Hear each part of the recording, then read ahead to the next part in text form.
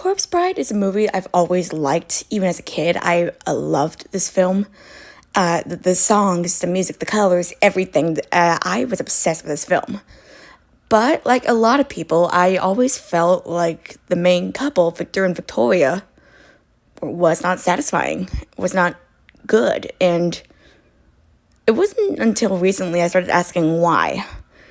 And I don't think the answer I came up with is gonna make anyone happy because it's kind of a it's kind of a hot take. By the way, if you hear crows outside, I'm sorry. I think they're migrating, so fitting that I'm talking about this movie while there's crows outside, huh? So the thing is, the movie is full of atmosphere and color and tone, but not much actually happens. Think about how much Victor and Victoria, how much they do. Think about how many interactions they had.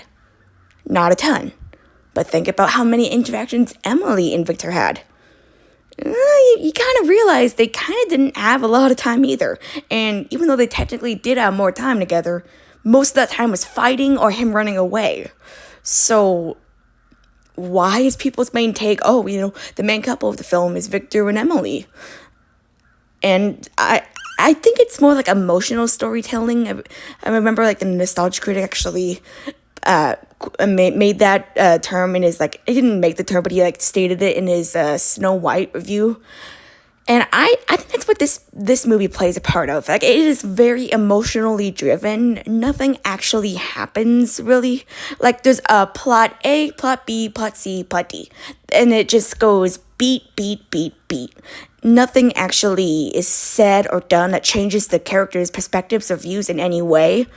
And Victor is probably the worst part of the movie, in my opinion, because he is such a douche. And it's not even his fault. It's just that I don't think the writers knew what to do with him other than have him be just a blank slate that would go A, B, C, D. No matter how cruel it sounds. With him ditching Emily the moment he gets his pet. I know what, in the storyboards that they originally had, I think these are real anyway. Don't take that for 100%. Take it with a little bit of grain of salt. From what I saw, this wasn't supposed to play out this way. The scene was originally supposed to have Victor and Emily meet. She gives the gift. He thinks he died. So he walks around depressed. So later on, he finds out, oh, I'm alive? Hooray! And then is like, oh, I can escape. It's not off the bat, oh, this nice person just gave me a gift of my beloved pet. I'm gonna leave her. No, it's after a moment of time. The emotions aren't, they're not competing against each other. They are both, oh, this is logical. Makes them a bit less douchey. And this is one part of the movie where they go to the mortal realm. This part always feels weird to me because whenever this part happens, the movie feels like it goes by like that. It feels like it goes by very fast. When Emily and Victor return, I always go, wait, this is a scene that's happening now? I thought this came way later. It always feels like there's something more that was missing.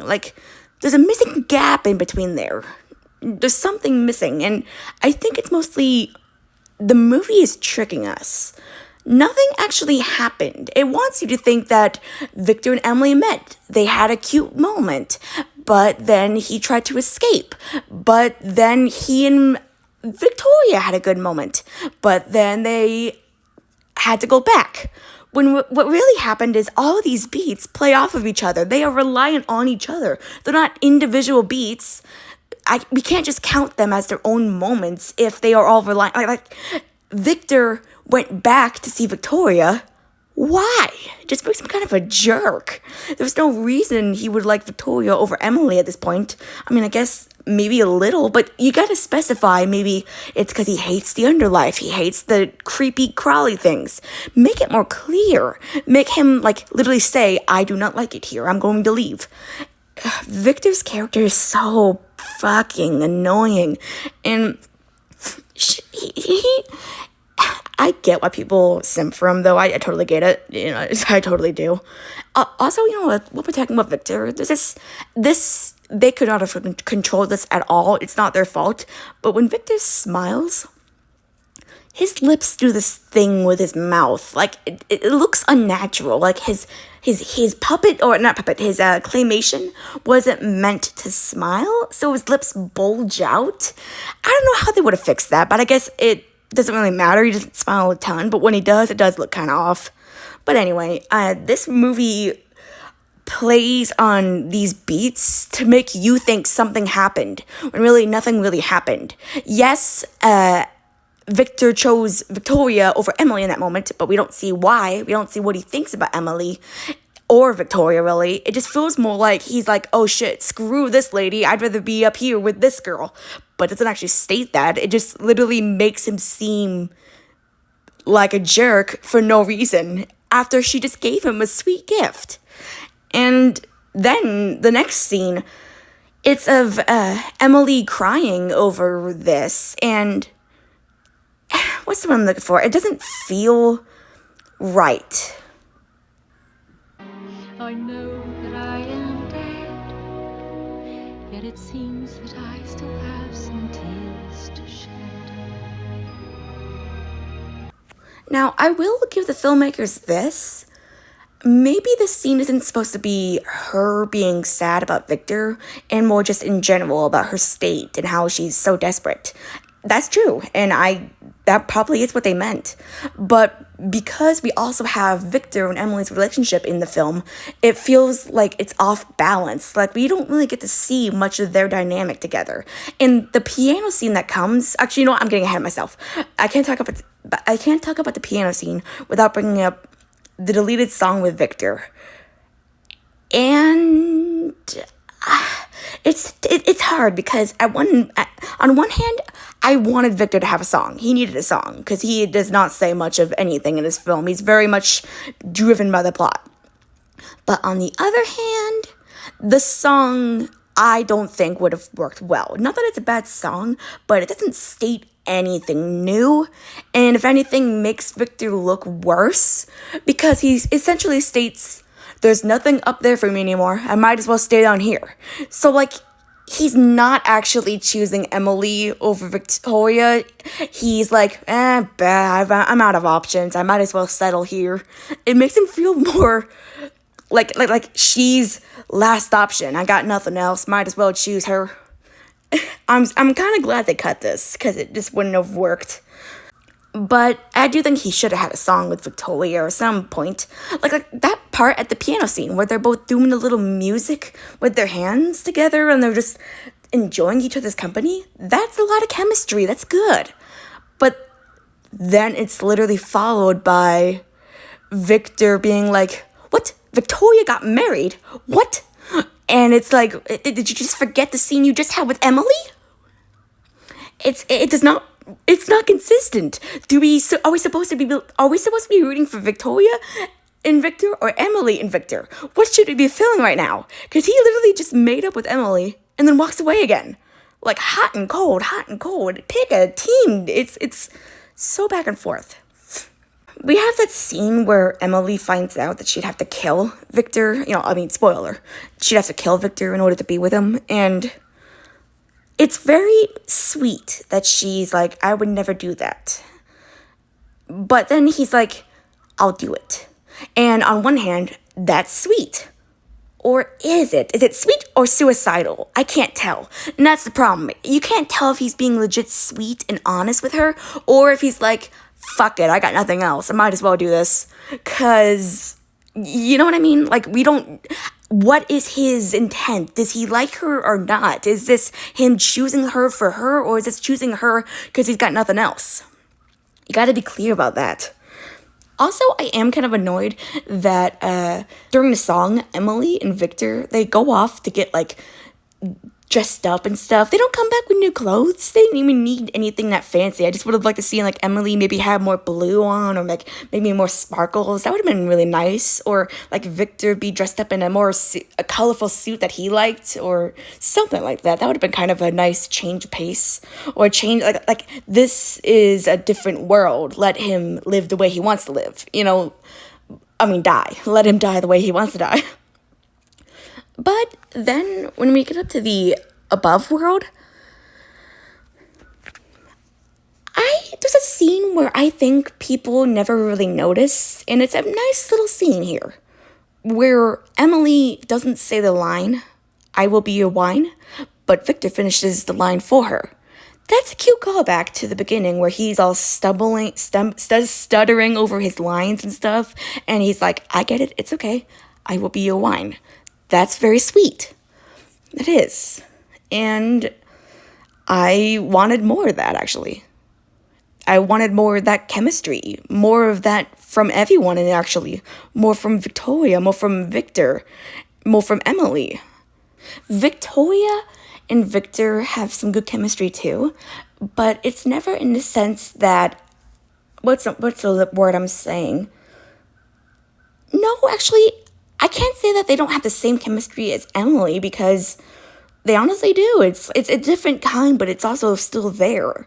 It's subtle. Like Victoria will light his candle for him subtly, or she'll. I love that she actually does not get jealous of Emily in this film. Like, oh, thank God. It's not a love triangle per se. It's more of like a love puddle where everything's all mixed together and people are confused. And Victoria's never like, "That lying bastard." No, she's like, "Oh, Jesus, what have you gotten into, Victor?" And she tries to help him despite looking crazy. Oh, I forgot how fun she could be in this. I didn't give her enough credit. She could be really funny in this. My main issue is that they both have spent like almost an equal amount of time together. If add the arguing in, like Emily and Victor arguing, I don't think that counts as romance. That counts more as anti-romance, obviously. I like at the wedding. There's a lot of unspoken things that happen, like where Victoria isn't objecting. She's not saying anything.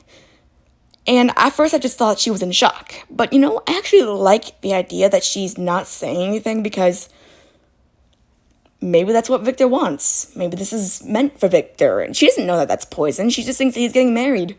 And she's not going to just rush off and interfere with it. Heck, she is technically married too. So she's not going to just ruin this for him. But on the other hand, Emily sees this and realizes what she's taken away from her. And it's a very sweet scene. One that I think Rebecca Perham in that one analytical show did very well. Like, that's the thing. They brought attention to the movie's main message that it was about moving on. Don't spread the pain. Don't let that consume you. And while that might not be what everyone wants to see at the end, like everyone wants to see Victor get with Emily at the end. That's always what they want. And that's what I wanted when I was younger. But that wouldn't work for the story. The message is don't do that. Don't give yourself up for that. You deserve more. Be happy, live. Don't drag others down with you. And it's kind of a weird thing to talk about, really. Do you want an ending that you feel satisfied with emotionally, or do you want an ending that has a better message? And there could have been a way to do both, I feel like, but I'll get into that in a minute. So we'll skip the Lord Barker's shit because it's a lot of stuff. But okay. There was one thing about Lord Barker's I never noticed either, and I'm not sure if this was intentional, but I'll give them the benefit of the doubt. It was that I don't like the coincidence that Barkus just happens to be walking into town the moment Victor and Victoria were getting married, because that just feels too coincidental. Like, why was he there? He didn't even do anything to Victor. How did he know Victoria wouldn't get married to Victor? That she would need someone to replace him? That felt kind of out of nowhere. And his whole goal was stupid. Like, he was like, I would lavish her with royalty and money, but then he's surprised when the parents don't have money.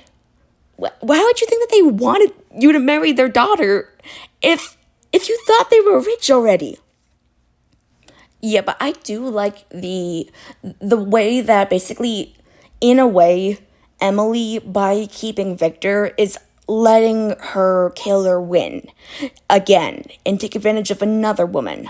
That's what he's doing. And she has to stop the pain, stop spreading this kind of toxic mindset of even she doesn't mean to be doing it, but she is dragging Victor down with her. I like that message, and I honestly feel like the film should have gone more into that. So there's two interpretations you could have from Emily saying, This is wrong. I was a bride. My dreams were taken from me. Well, now I've stolen them from someone else. that can apply to both Victor and Victoria, being that she stole the dreams of Victor and Victor falling in love and having a life, and she stole the dreams of Victoria not being with a psycho who might actually kill her. Like, heck, he killed Emily. Why wouldn't he kill Victoria? I still don't get that. I still don't get his plan here. Forget. She's still my wife. I'll not leave here empty-handed. What does that mean? Are you gonna hold her hostage? You got rid of Emily and she was down for you. Okay, so sorry, I'm gonna have to speed this up. My roommates and everyone just came home, so I gotta make this quick. Quick, but not rushed. Let's do this. The ending with... Oh, okay, not the ending per se, but let's get to the part where Emily and Victor talk. Where Emily goes to leave. Wait. I made a promise. At first, I remember thinking, you're flip-flopping again? Dude, who are you choosing? Victoria is right there. And she says nothing to that. But then I actually thought for a moment and remembered, oh, wait, both things can be true at once. You can love more than one person.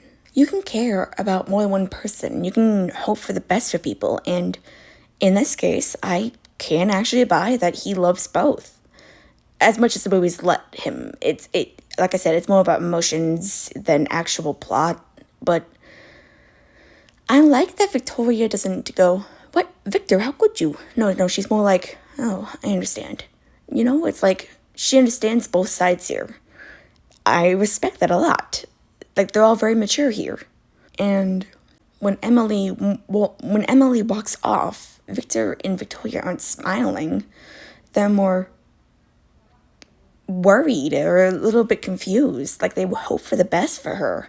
They don't want her to be hurt. They want her to be happy. They just can't in this life. And this is the part that I think people get upset about. When she dissolves into butterflies, it's a beautiful symbolic way of showing her soul is freed. But, well, one, the underworld felt like a nice home for her. So why did she need to be freed of that? And I think people were more upset, like, what, did she go to heaven? Or was that her going back to the underworld?